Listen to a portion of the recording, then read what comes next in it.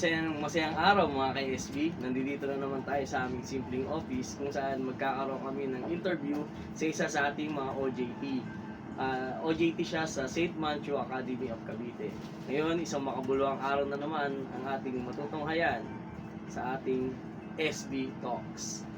So, nandito ngayon si Matias Nicole. Magandang araw, Matias Nicole. Magandang araw din po. So, ngayon, dito sa OJT mo, ano yung experience and expectation mo sa office namin, sa SBTS? Yung unang expectation ko po, hindi po talaga ito yung office na inaakala ko. Kasi po, akala ko po yung office po, yung isang palapag lang po na gano'n. Tapos, yung naka-corporate attire po talaga. Tapos, ano po, ang ina-expect ko po sa mga empleyado po yung mga stricto po, ganun. Pero simula po nung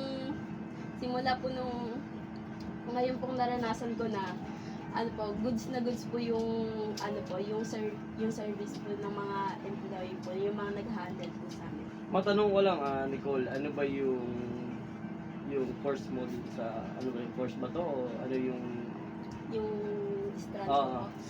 Ang strand ko po ay ABM po, which is Accountancy, Business, and Management.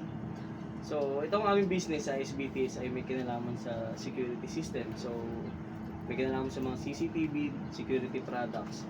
Ano yung tingin mo maiko-contribute mo sa company na ma-relate mo sa experience mo as OJT?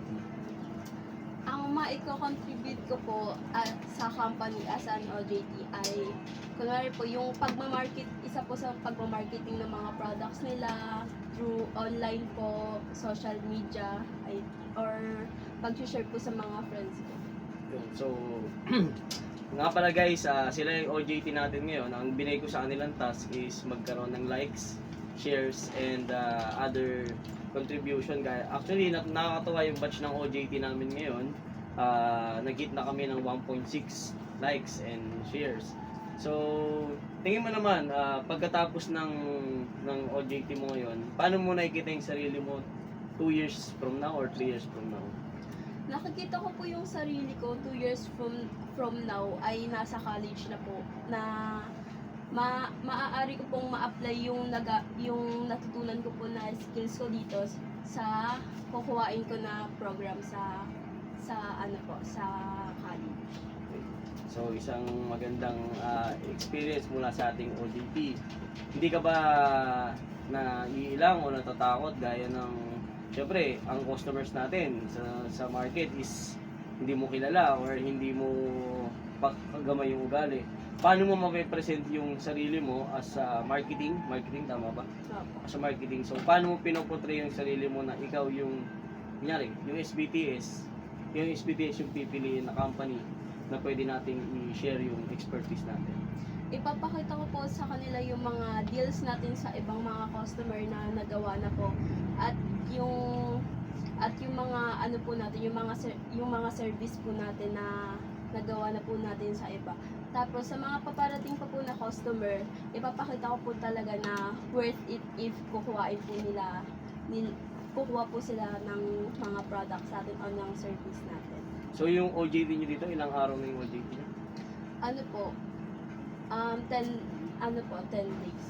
10 days. 80 hours. So maganda yung na-share ni Nicole na words dito sa SBTS. So guys, magtatapos na ang aming interview dito kay Nicole. Ano masasabi mo bago ka umalis dito? Ano yung masishare mo sa subscribers natin?